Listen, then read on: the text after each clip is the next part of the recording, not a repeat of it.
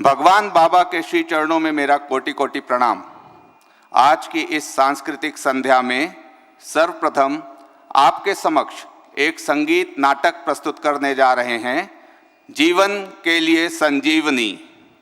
इस नाटक के माध्यम से इस धरती पर अवतरित सभी अवतारों के जीवन संदेशों को कलियुग की सांसारिक समस्याओं से जोड़कर समस्याओं का निराकरण प्रस्तुत करने का प्रयास किया है।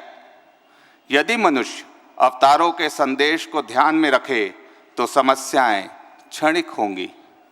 संजीवनी हमारे आराध्य अवतारों का मानव जीवन के लिए इस कलियुग में एक संदेश है, जिसके द्वारा हम शाश्वत सत्य को अनुभूत कर जीवन उद्देश्य की प्राप्ति कर सकते हैं।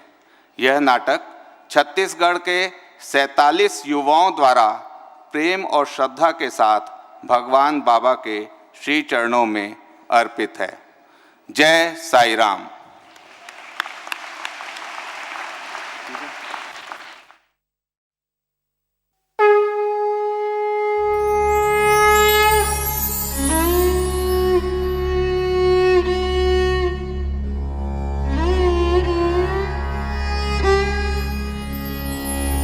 शान्ताकारं भुजगशयनं पद्मनाभं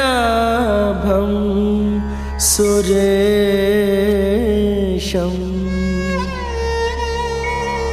विश्वाधारं गगनसदृशं मेघवर्णं शुभांगं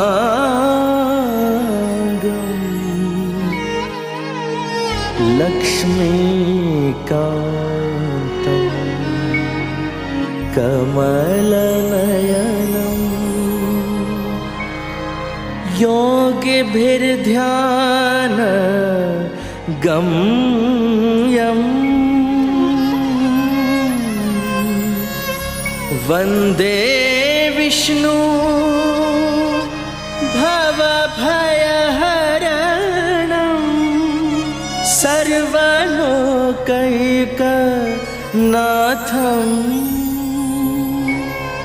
सर्वलोकैकनाथं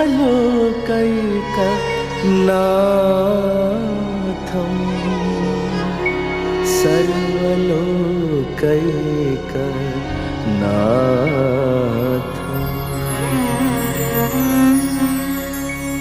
विठ्ठला नारायणा विठ्ठला नारायणा नारायणा हरि नारायणा नारायणा हरि नारायणा विठ्ठला नारायणा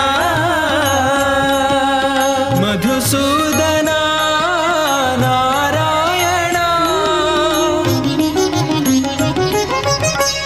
शेषशयना नारायणा नारायणा हरि नारायणा नारायणा हरि नारायणा नारायणा हरि नारायणा नारायणा हरि नारायणा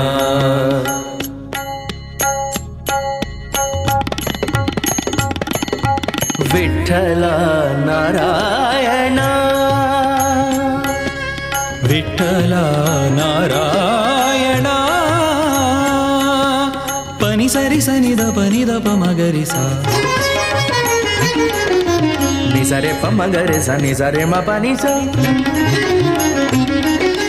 पनि सरि सनि सा म प नि द प म प रि नि द प म ग रे प म ग रे सा नि सा पनि सा रे म प पनि सा रे म प नि सा रे म ग रे सा नि सा रे म प नि द प म प नि सा रे म ग रे सा सनि द प म ग रे सा पनि सा रे म ग रे सा नि सा रे म प नि द प म प नि सा रे म ग रे सा नि द प म ग रे सा पनि सा रे म ग रे सा नि सा रे म प नि द प म प नि सा रे म ग रे सा नि द प म ग रे सा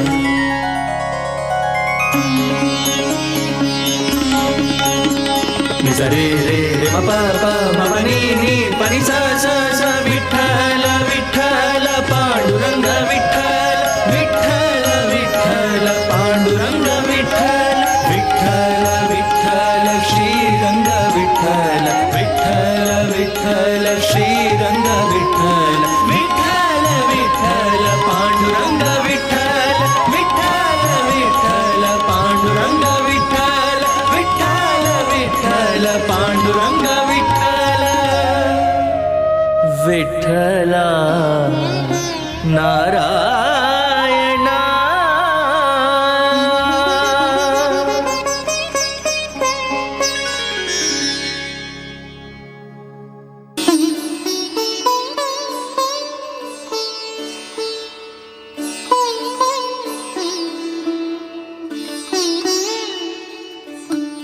नारायण नारायण।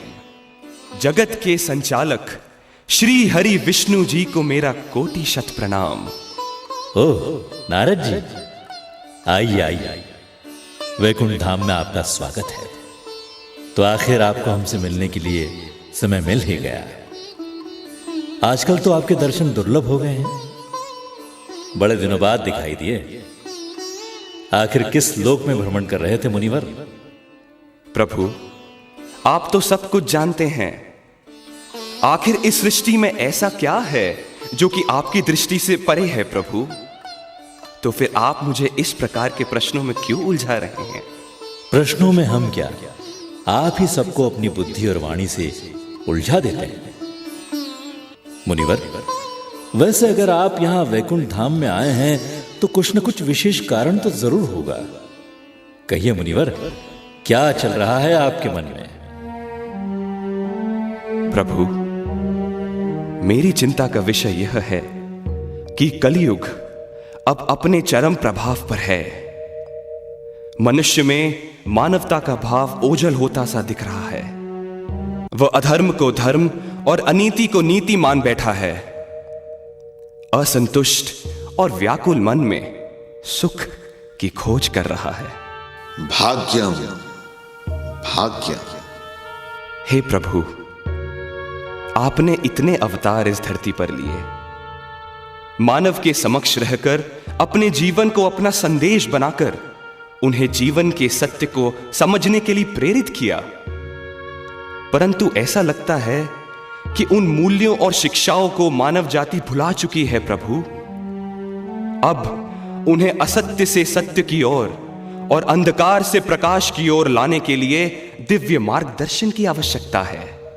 आपने सत्य ही कहा नारद जी।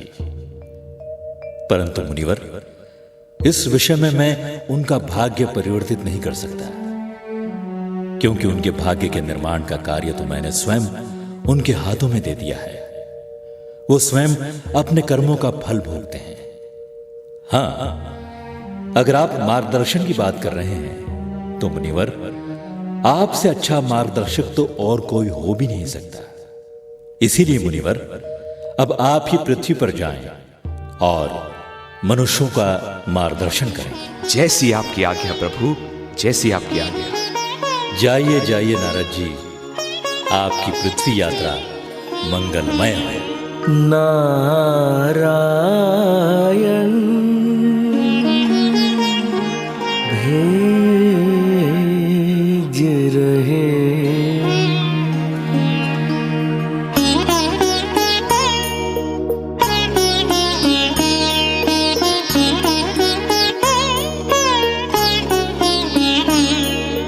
नारायण भेज रहे नारद को पृथ्वी की ओर।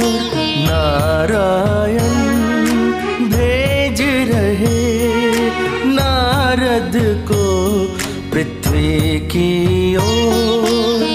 जूझ रही जहां मानवता जीवन से अनमोल, कलयुग है कितना घनघोर, कलयुग है कितना घनघोर।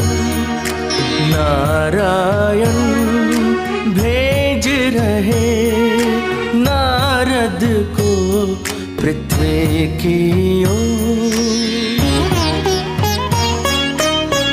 नारद की चिंता को देख कर प्रभु बोले, जाकर याद दिलाओ मानव को, अब तक के अवतारों में मैंने जो संदेश दिया है जन जन को, मेरा पथ ही पहुँचाए मानव को सुख की ओर। कलयुग है कितना घनघोर, कलयुग है कितना घनघोर। नारायण नारायण, प्रभु ने भी एक ऐसा जटिल कार्य दे दिया है। यहां तो सब अपने अपने जीवन में व्यस्त हैं। ऐसा प्रतीत होता है कि किसी को मार्गदर्शन की ना तो जरूरत है और ना कुछ सुनने समझने का समय। क्यों, मजा आया कि नहीं? मजा आया, मजा आया। अरे भाइयों, देखो देखो, लगता है शहर में कोई नाटक होने वाला है, वरना नारद जी का दर्शन वो भी इस धरती पर असंभव ही है। लगता है नाटक करके अभी अभी निकला है, अपने कपड़े और गेटअप चेंज करना भी भूल गया है।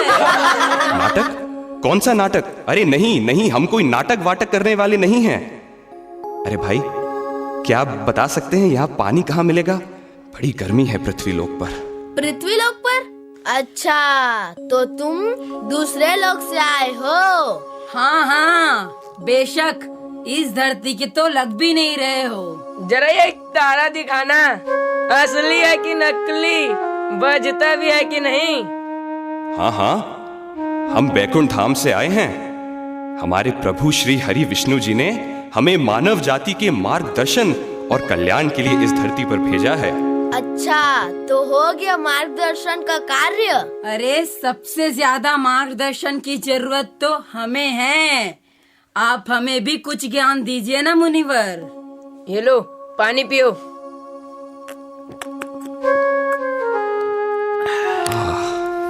आत्मा तृप्त हो गई।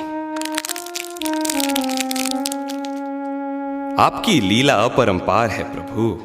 भाई, लगता है तुम अपना रास्ता भटक गए हो। चलो, हम ही तुम्हारा मार्गदर्शन कर देते हैं। तुम्हें आराम की सख्त जरूरत है। तुम घर जाओ और आराम करो। हाँ हाँ, घर जाओ और आराम करो। घर का रास्ता तो पता है कि हम ही ले चले। नारद का रोल प्ले करते करते शायद उस कैरेक्टर में इतना घुस गया है कि खुद को साक्षात नारद समझ बैठा है। ये मुझे बेचारा कह रहे हैं, जबकि मैं तो इनके ही कल्याण के लिए धरती पर आया हूं। अच्छा, तो ये बात है। लगता है मनुष्यों को भगवान का संदेश देने के लिए मुझे उन्हीं के जैसे दिखना पड़ेगा। शायद तभी वो मेरी बात सुनेंगे। नारायण नारायण।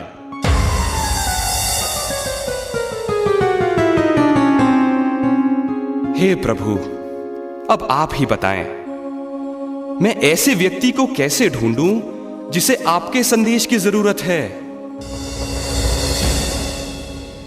कदापि चिंता न करे मुनिवर, आपको सिर्फ प्रतीक्षा करनी होगी। आखिर प्यासा स्वयं किसी न किसी माध्यम से नदी के निकट पहुंच ही जाता है। नदी को कहीं जाना नहीं पड़ता है। थोड़ा देखते हुए जाइएगा।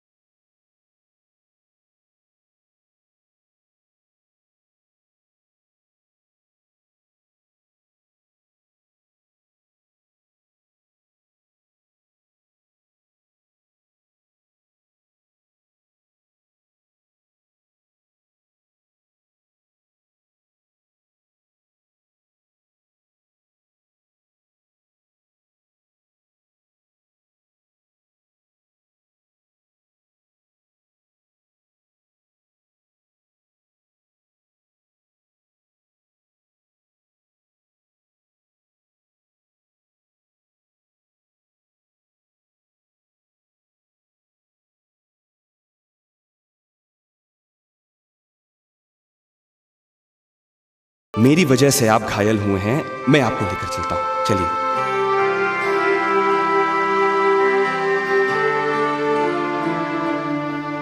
क्यों भाई, क्या पूछा आपसे? कैसा रहा इंटरव्यू? अरे भाई, इतना भी नहीं पूछते हैं कहीं पर। अच्छी बड़ी बड़ी कंपनियों में इंटरव्यू दे चुका हूं, इतनी छोटी सी कंपनी है और नखरे ज्यादा। नेक्स्ट विजय। अरे वाह, क्या बात है, क्या क्वालिफिकेशन है, और अनुभव भी काफी अच्छा है। ऐसा प्रोफाइल भी कम ही देखने को मिलता है। क्या बात है, लगता है यही सही व्यक्ति है इस जॉब के लिए। आखिरकार मुझे मेरा मनमाफिक व्यक्ति मिल ही गया। अच्छा, तो आप विजय हैं? बैठिए बैठिए। जी हाँ, मैं ही विजय हूँ। वैसे काफी तकलीफ हुई होगी आपको यहाँ तक आने में। नहीं सर, ज्यादा नहीं। ये जो आपके साथ आए हैं, क्या हमेशा आपके साथ ही रहते हैं? नहीं सर, ये तो इंसानियत के नाते आज मेरे साथ यहाँ मुझे इंटरव्यू दिलवाने ले आए हैं। अच्छी बात है, ऐसे भी इंसान है आज के जमाने में। देखिए, आपकी क्वालिफिकेशन तो काफी अच्छी है, काम का अनुभव भी है, पर आपकी शारीरिक निर्बलता के कारण हम आपको ये नौकरी नहीं दे सकते। देखो भाई, बुरा मत मानना। हाँ नहीं सर, कोई बात नहीं। एक पढ़े लिखे इंसान का अपंग होना उसकी लाचारी नहीं होती। ये बात सिर्फ कुछ ही लोग समझ पाते हैं। चलो भाई, चलते हैं यहां से। नहीं विजय, जरा रुको तो। परंतु महाशय, हम जब अंदर आ रहे थे तब तो आप बड़ी खुशी से कह रहे थे कि शायद मुझे अपनी इस नौकरी के लिए सही व्यक्ति मिल गया है। तो फिर सिर्फ विजय की शारीरिक निर्बलता के कारण आप उसके साथ पक्षपात क्यों कर रहे हैं? भाई देखो, मैं तो अपना हर काम राम का काम समझ कर ही करता हूं, और राम का काम करने के लिए शारीरिक और मानसिक रूप से परिपूर्ण व्यक्ति की तो जरूरत होती है ना। अच्छा अच्छा, तो आप प्रभु श्री राम के भक्त हैं। भक्त क्या, सेवक ही समझ लीजिए। वो तो मालिक है, मैं तो बस उनका काम उनके सेवक की तरह कर रहा हूं। अगर आप सेवक बनकर उनका कार्य कर रहे हैं तो आपको अपना कार्य ठीक उसी तरह करना चाहिए जिस तरह प्रभु श्री राम करते थे। आप शायद भूल गए हैं। चलिए, मैं ही याद कराई देता हूं। भगवान के सेवक और सेना के रूप में प्रभु श्री राम ने बंदरों को चुना था। अगर वो चाहते तो देवताओं और शूरवीर मनुष्यों की सेना बना सकते थे, पर उनके इस निर्णय के पीछे भी तो कुछ कारण, कुछ संदेश छुपा होगा ना। मैं कुछ समझा नहीं। तो चलिए, अब शायद मुझे ही आपको इस घटना से अवगत कराना होगा।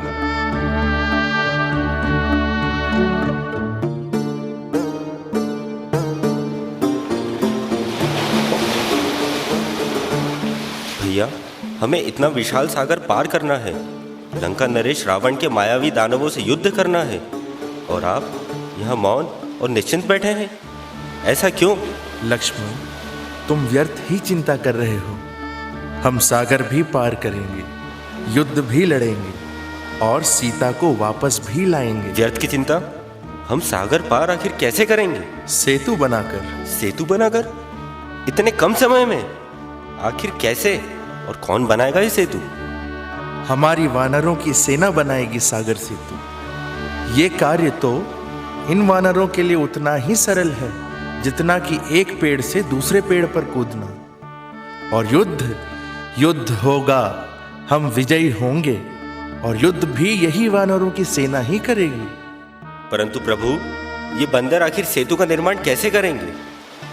जरा पीछे मुड़कर देखो लक्ष्मण, पुल के निर्माण का कार्य तो प्रारंभ भी हो गया है। लक्ष्मण, मेरा कार्य करने के लिए योग्यता से ऊपर उठकर जो गुण आवश्यक हैं वे हैं श्रद्धा, सामर्थ्य। अगर किसी के पास श्रद्धा है तो सामर्थ्य उसे मैं देता हूँ। इन वानरों की श्रद्धा भक्ति के कारण ही मैं इनके द्वारा स्वयं अपना ये कार्य कर रहा हूँ। जरा ध्यान से देखो लक्ष्मण, क्या तुम्हें पुल बनाते हुए अभी भी वानरों की सेना ही दिखाई दे रही है?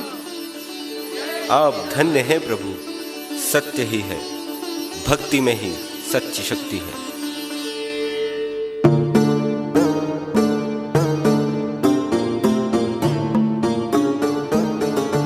तो महानुभाव, कुछ समझ आया आपको? जब भगवान अपना कार्य निश्चिंत रूप से वानरों से करवा सकते हैं, युद्ध लड़ सकते हैं, तो क्या आप विजय की श्रद्धा और समर्पण के साथ अन्याय नहीं कर रहे हैं? मुझे माफ कर दीजिए महाराज, आज आपने मेरी आंखें खोल दी। मैं राम की भक्ति तो कर रहा था, पर उनकी भक्ति को भूल गया। मैं विजय को इसी वक्त नौकरी पर रख लेता हूं। आपका बहुत बहुत धन्यवाद भाई। आप कौन हैं, कहां से आए हैं, ये मैं नहीं जानता, पर इतना जरूर जानता हूं कि जरूर भगवान ने ही आपको मेरी सहायता के लिए चमत्कारिक रूप से भेज दिया। अगर भविष्य में मैं आपके किसी काम आ सकूं तो मुझे बेहद खुशी होगी। कभी भी अगर आपको कोई भी मदद की आवश्यकता हो तो कृपया मुझे याद करिएगा। मैंने तो केवल अपना कार्य किया है। हां, परंतु अगर तुम मेरे लिए कुछ करना चाहते हो तो जब कभी कहीं भी मौका मिले सबकी मदद करना। क्या पता किस रूप में ये मदद मुझ तक पहुंच जाए। अगर समर्पण भाव रहे मन माही, सब कुछ संभव हो जाए जग माही। तनिक बिछू नहीं पाए विपदा जो आई, मन में लगन तो संग चलत रघुराई। तो मन के अंधियारे में होवत है सुख की भोर। कलयुग है कितना घनघोर। ओम त्र्यंबकं यजामहे सुगंधिं पुष्टिवर्धनम्। हाँ जी। कहाँ पर? कब से? शिवाय, ओम नमः शिवाय। अच्छा, कैसे? ओम नमः शिवाय। पिताजी घंटी जरा धीरे बजाइए ना, कुछ सुनाई नहीं दे रहा है। सुनिए सुनिए, कुछ आवाज नहीं आ रही है। मैं थोड़ा बाहर के कमरे में निकलता हूँ। बेटा बाहर जा रहा है तो 2 किलो टमाटर, 3 किलो प्याज और कुछ सब्जी भी लेते आना। माफ कीजिए, अब बताइए। अच्छा, कब, कैसे? हाँ हाँ हाँ। ओम नमो भगवते वासुदेवाय, ओम नमो नारायणाय, ओम नमः शिवाय, ओम नमः शिवाय। लो आ गया बुलौवा डॉक्टर साहब का। ओम नमो नारायणाय। आज के दिन कहीं नहीं जाने का वचन दिया था, पता है ना कि भूल गया? आज सुबह घर में कथा है, शाम को भंडारा और प्रवचन भी है। करीब 30 से 40 मेहमान आने वाले हैं। वे सब पूछेंगे तो हम क्या कहेंगे भला? सुनिए, आवाज नहीं आ रही है। हेलो, हाँ, मैं आपको कॉल करता हूँ। तो अब तेरे किस मरीज का फोन आया था? हमेशा की तरह पैसा लेने से तो रहा तू। पिताजी कोई मुसीबत में है और उसे मेरी जरूरत है। मुझे अभी जाना होगा। लो और सुनो, घर की शांति और बच्चों की तरक्की के लिए पूजन हवन करवाओ और बच्चे ही नदारद। आपके ही लाड़ प्यार ने बिगाड़ा है इन्हें। अर्जुन, एक बात समझ ले, हम उच्च कुल के ब्राह्मण हैं और ब्राह्मणों का सबसे पहला धर्म है पूजा हवन करना, ना कि लोक सेवा करना। पिताजी, मैं एक ब्राह्मण होने से पहले एक इंसान हूँ और इंसान होने के नाते मुझे किसी की मदद के लिए जाना ही चाहिए। हाँ हाँ, एक ही तो नाता है तेरा, डॉक्टर और मरीज का। बाकी सब नाते रिश्तेदार तो फालतू हैं, है ना? सबसे बड़ी गलती तो आपने करी है अर्जुन के बापू। इसे डॉक्टरी पढ़ाकर और पढ़ाओ डॉक्टरी। अब मुझ पर क्यों बरस रही हो? लाखों रुपया खर्च करके डॉक्टरी पढ़ाया, ये सोचकर कि डॉक्टर बनके पैसे कमाएगा, पर इस बददिमाग पर लोक सेवा का भूत जो सवार है, ये मत भूलो अर्जुन की माँ, तुम्हारे भी संस्कार हैं इसमें। पिताजी, मुझे अभी जाना पड़ेगा, किसी पेशेंट को मेरी जरूरत है। देखा पिताजी, आपने देखा, आपके लाख मना करने पर भी भैया घर के लोगों को दुख पहुंचाकर बाहर सेवा करने जा रहे हैं। अपने घर को संभाल ले, घर के लोगों को खुश रखेगा तो तेरा जीवन संवर जाएगा। मैं आपकी खुशी के लिए किसी की जान के साथ तो नहीं खेल सकता। भैया, आप पिताजी से इस तरह जबान लड़ाकर बात नहीं कर सकते। गलती करोगे तो सुनना तो पड़ेगा ना। आजकल सबसे बड़ा भगवान पैसा होता है भैया, पैसा। और तुमने तो दानवीर कर्ण बनने का फैसला ही ले लिया है ना। अरे देख देख, सीख कुछ इससे। अगर छोटे को डॉक्टर बनाया होता तो आज ये दिन नहीं देखना पड़ता। जाओ जाओ, शौक से जाओ, और कुछ नहीं तो गाड़ी का पेट्रोल ही फूंक के आ जाओ। जाओ जाओ। इस घर में तो बात करना भी बेकार है।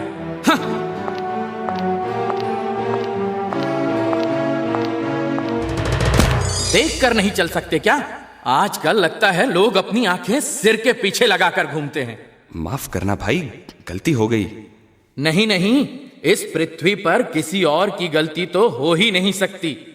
सबसे बड़ी गलती तो मेरी है। अरे अर्जुन, तू डॉक्टर बना ही क्यों? क्या तुम्हारा नाम अर्जुन है? हाँ, क्यों? तुम्हें उससे क्या लेना देना? अगर कोई तुम्हें परेशानी है तो जाओ, मैं अभी किसी का इलाज नहीं कर सकता। जाओ। अब देखो ना भाई, आजकल तो अच्छों के साथ अच्छा होता ही नहीं है। सबको खुश करने के चक्कर में खुद अपने मन की शांति भंग हो जाती है। हाँ, बिल्कुल ठीक। मैं भी तो यही कहना चाहता था। डॉक्टरी क्या पढ़ ली, सिर दर्द मोल ले लिया मैंने। अपनों को कोई बात समझाने से अच्छा है किसी राह चलते को अपनी बात बताना। अच्छी मुसीबत है, न घर में सुख न बाहर शांति, हर जगह अशांति ही अशांति। लगता है हर युग में अर्जुन का हताश हो जाना या परिस्थितियों से हार मान लेना निश्चित या तय है। अब देखो ना, एक आप हो और एक वह अर्जुन था।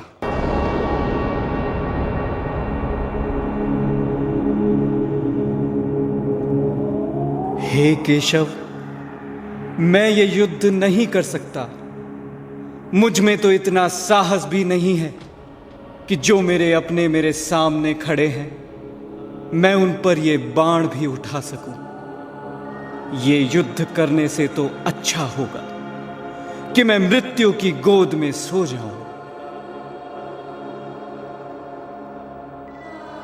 अर्जुन, तुम ये भूल रहे हो कि तुम एक योद्धा हो।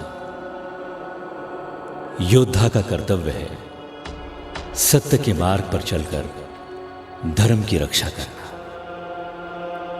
तुम तो सिर्फ कर्म कर सकते हो, फल तो तुम्हारे हाथों में है ही नहीं।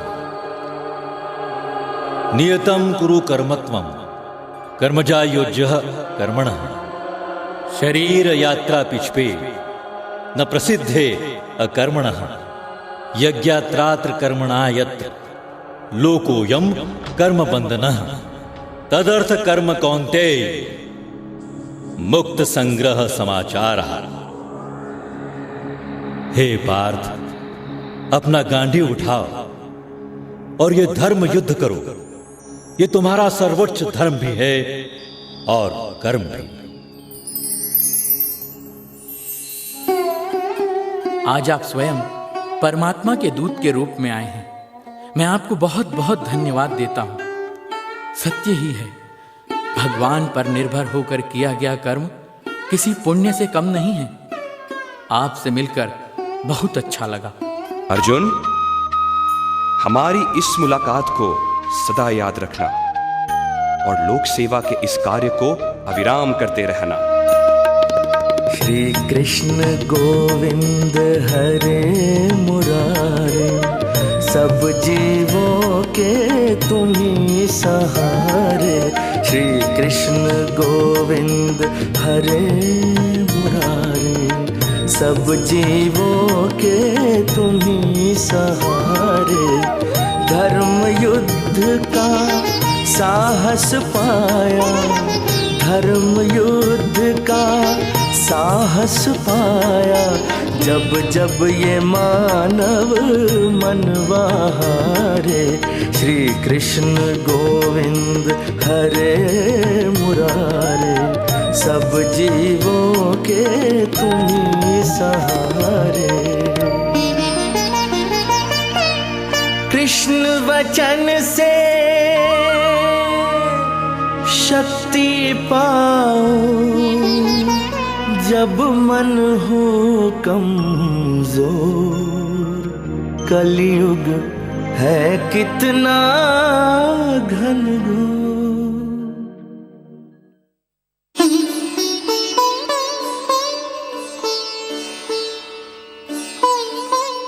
अरे प्रभु, ये क्या? आप स्वयं अपने पैर दबा रहे हैं? कहां है माता लक्ष्मी? मुनिवर, यह कलयुग का ही प्रभाव कुछ ऐसा है कि जगत के संचालक विष्णु से ज्यादा लोग लक्ष्मी की पूजा करते हैं। देवी अपने भक्तों के पास पूजन में गई है, इसीलिए हमें स्वयं अपने पैर दबाने पड़ रहे हैं।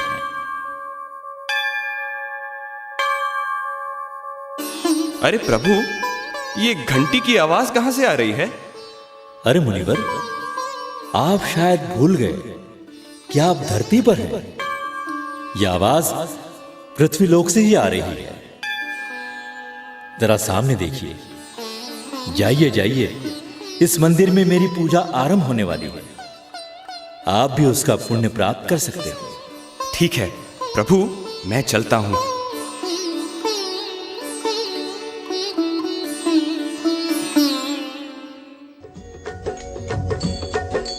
साहब, बहुत जोरों की प्यास लगी है,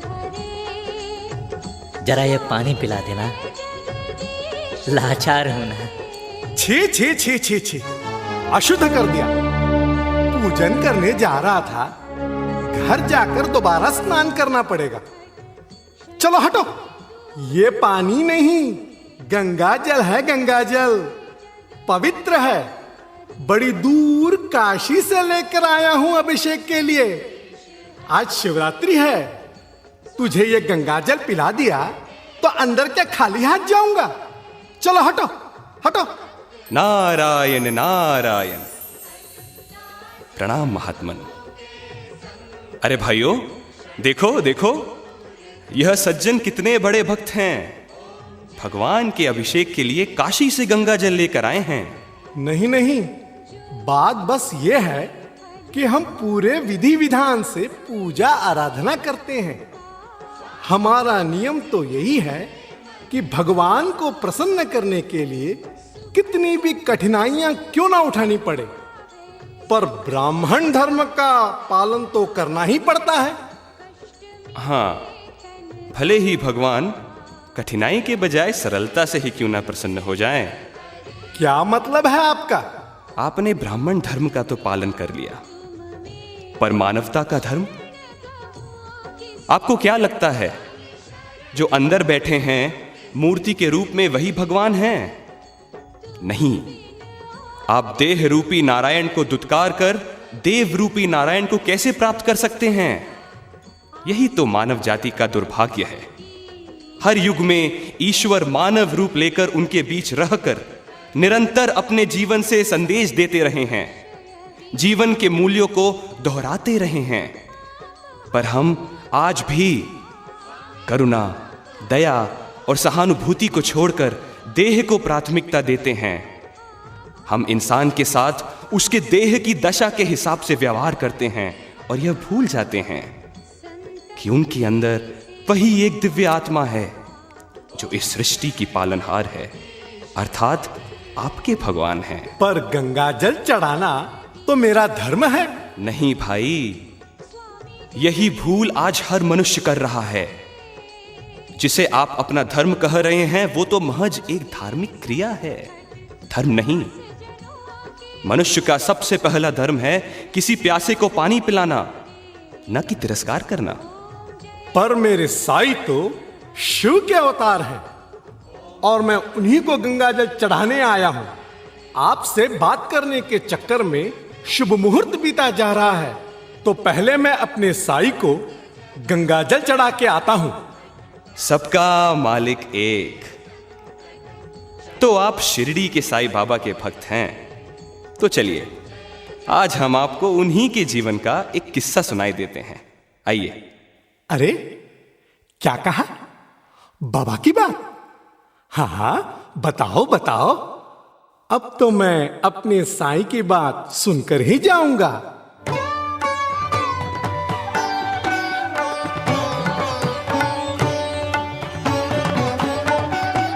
बाहर से दीनदयाल आया है मुझसे मिलने, बुलाकर लाओ उसे मेरे पास। जी बाबा, अभी लाया।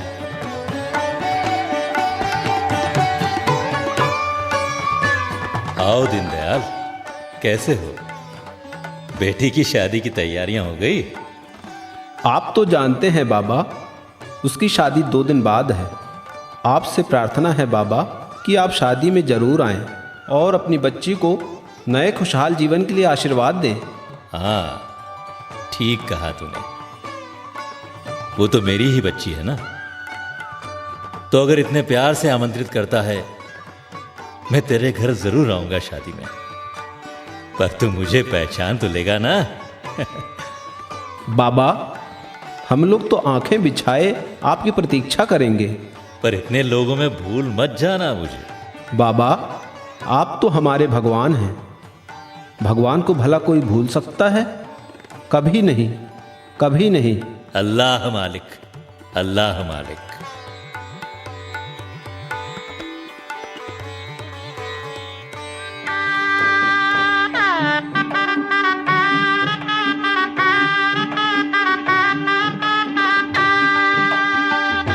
अरे अरे, यहां कहां घुसे चले आ रहे हो तुम? अरे सेठ, तेरी बेटी की शादी की दावत हमें भी मिल जाए, हम भी उसे दुआ देंगे। समझा? शादी में खाना खाने आए थे। पहले मेरे साईं खाएंगे, फिर मेहमान खाएंगे, और फिर तुम जैसे भिखारियों को मिलेगा, और वो भी अगर बचा तो। जैसी तेरी मर्जी सेठ। अल्लाह।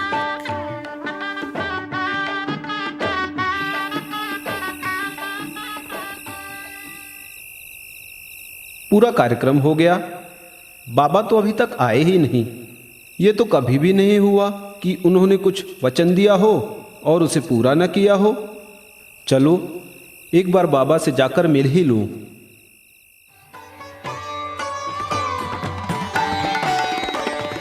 हो गई शादी धूमधाम से? सब कुछ अच्छे से निपट गया?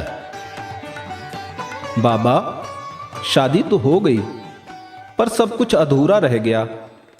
आपने मुझे शादी में आने का वचन दिया था, पर आप तो आए ही नहीं। मैं आपकी आखिर तक प्रतीक्षा कर रहा था। अरे तू इतनी जल्दी भूल गया?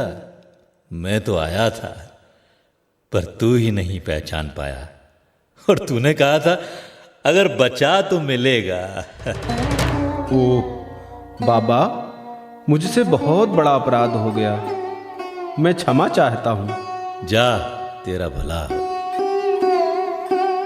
अब मुझे अपनी भूल का एहसास हो गया है।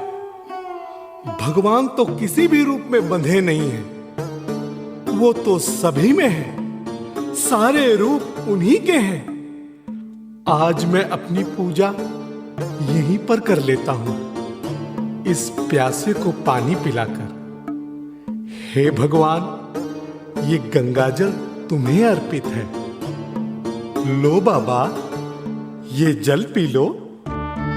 अब आप सही अर्थों में अपने धर्म का पालन कर रहे हैं। भविष्य में भी आप मानवता का धर्म निभाते रहें।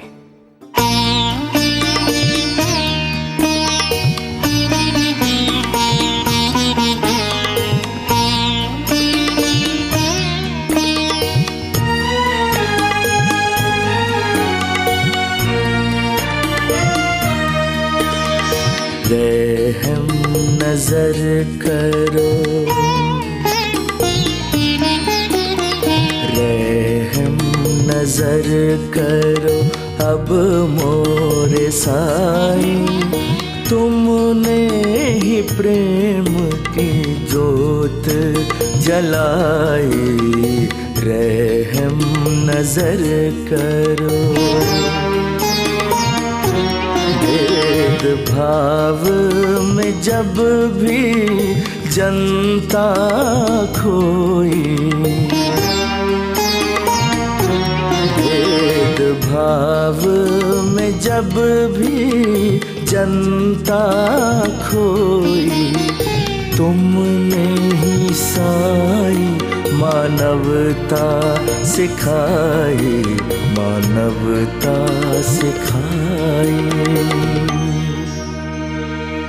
ये जीवन मिलता है प्रभु से, चलने उन्हीं की ओर। कलयुग है कितना घनघोर।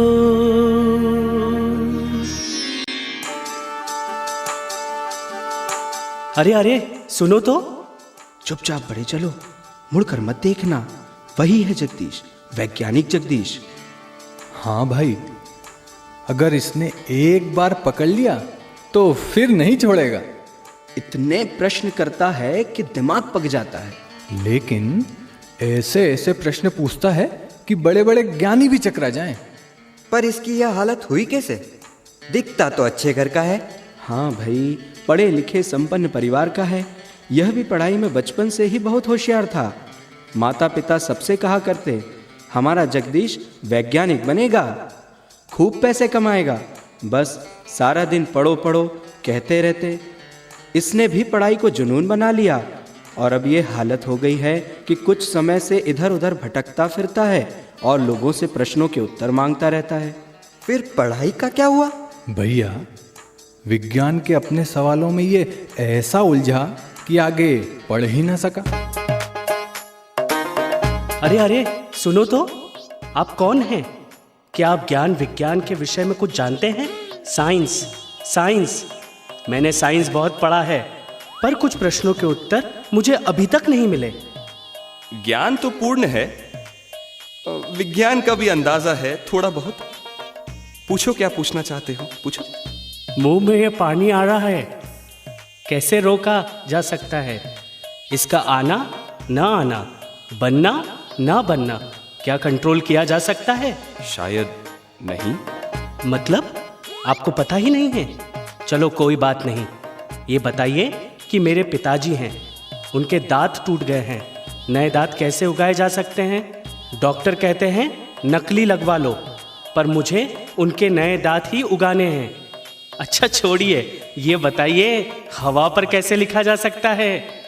अच्छा देखिए, शरीर में जो खून दौड़ रहा है उसका रॉ मटेरियल यानी कच्चा माल अगर कहीं मिल जाए तो उसे मिलाकर हम खून नहीं बना सकते क्या? भाई रुको, जरा ठहरो। पहले ये बताओ, मानव जीवन का क्या उपयोग है? अरे वही तो कह रहा हूं, पढ़ो लिखो कमाओ खाओ मौज करो। तभी तो चाहता हूं कि पिताजी के दांत उग जाए, भाई की टूटी टांग जुड़ जाए, सांस शरीर से निकल जाती है, कह देते हैं मर गया। अरे भाई दोबारा सांस डालो, शरीर के अंग बदल देते हैं। सांस नहीं डाल सकते, यही तो मेरा प्रश्न है, कोई समझता ही नहीं है। देखो भाई, जहां साइंस की दुनिया खत्म होती है वहां साई काम करते हैं। साई? साई कौन है? वे इस सृष्टि के जन्मदाता हैं। कोई उन्हें अल्लाह कहता है, कोई ईश्वर, कोई यीशु कहता है, कोई गुरु नानक, कोई बुद्ध कहता है तो कोई महावीर। परंतु हमें सिर्फ नाम तक ही सीमित नहीं रहना है, हमें उनके संदेशों को हृदय में उतारना है और यही बतलाने साई अवतार में वे हमारा मार्गदर्शन करने स्वयं आए।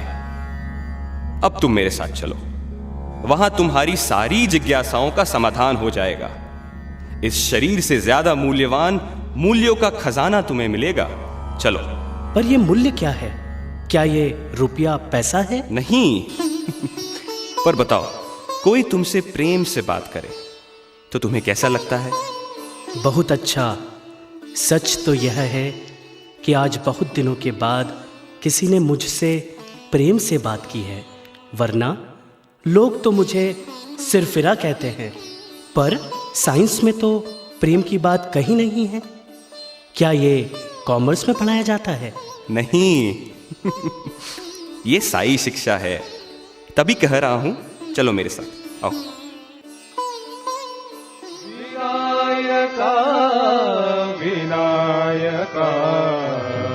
साईं राम, आइए आइए, प्रसाद ग्रहण कीजिए। धन्यवाद। क्या मुझे और थोड़ा मिलेगा? जी हाँ, अवश्य, आप भरपेट खाइए। भाई, आप सब कौन हैं? आप किसके लिए काम करते हैं? भाई, हम भी आपकी ही तरह एक साधारण इंसान हैं और ये काम हम स्वयं के लिए करते हैं। इससे हमें आत्मसंतुष्टि मिलती है। पर क्या आप लोग कोई रोजगार नहीं करते? क्यों नहीं करते?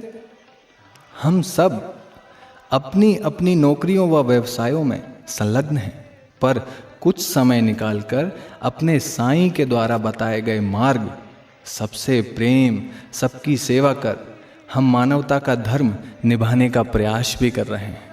सच तो यह है कि साईं ने हमें सिखाया कि अपने लिए तो हर कोई जी लेता है, पर सच्चा मनुष्य वही है जो सेवा में जीवन लगा दे, और इसमें बहुत आनंद है भाई, बहुत आनंद है।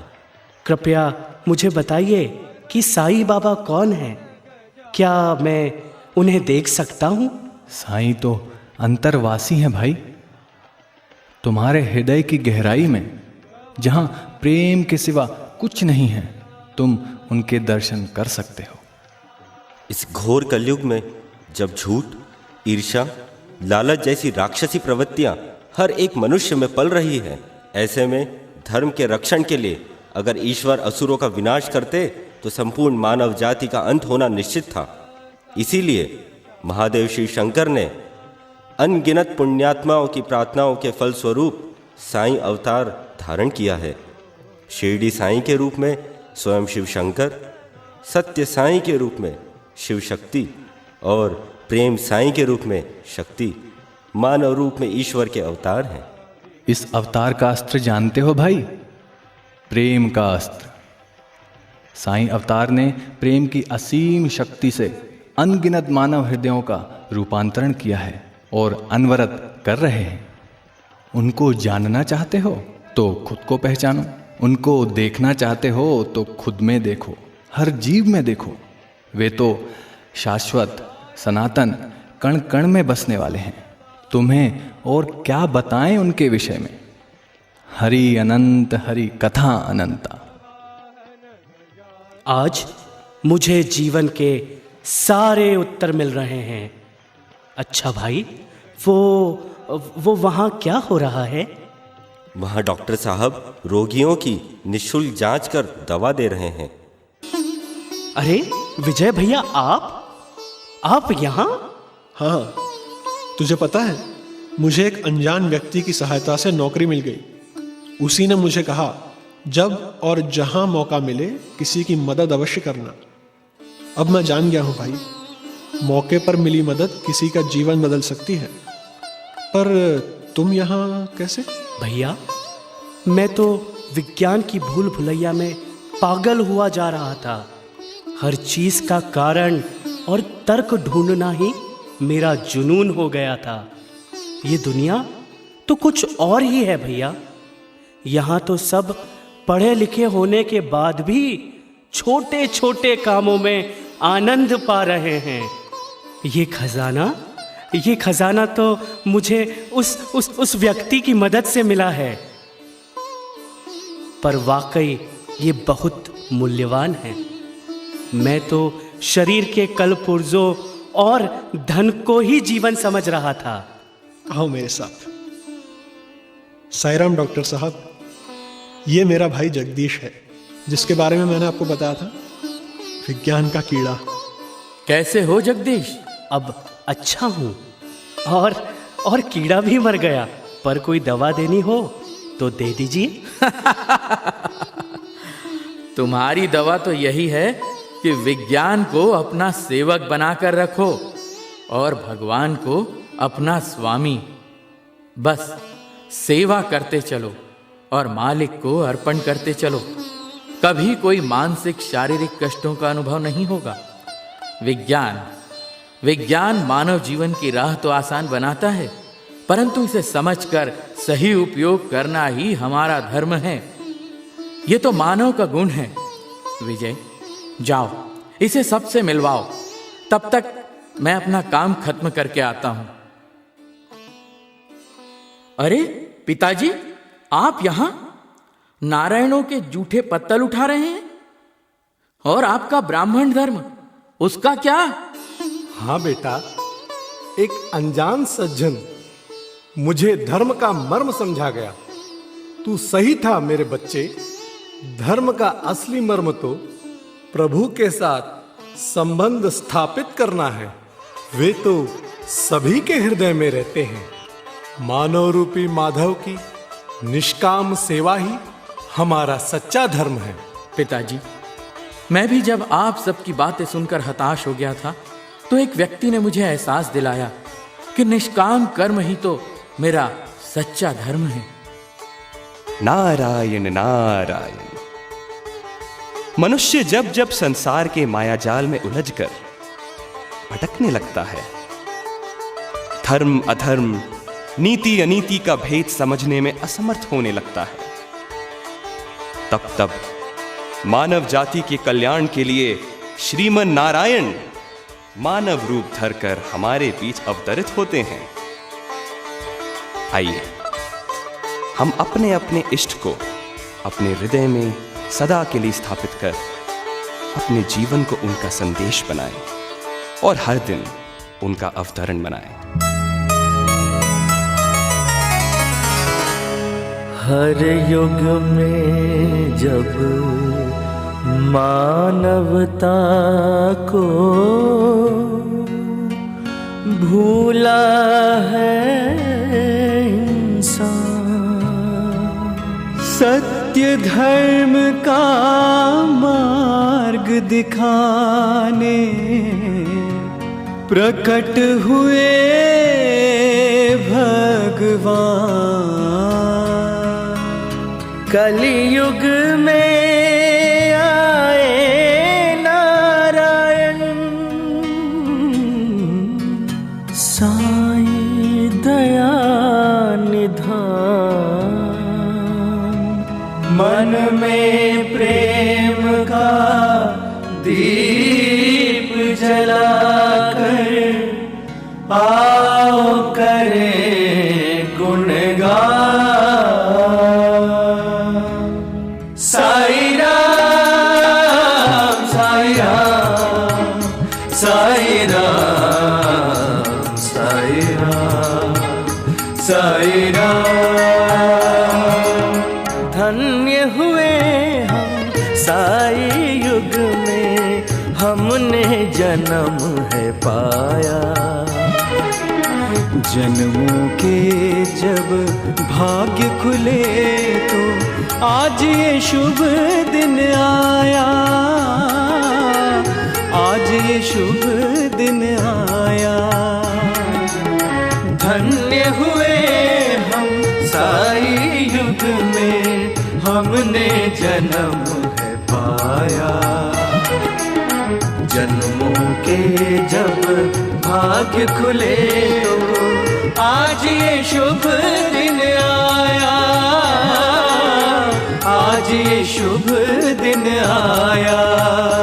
साईं राम साईं राम साईं राम साईं राम साईं राम।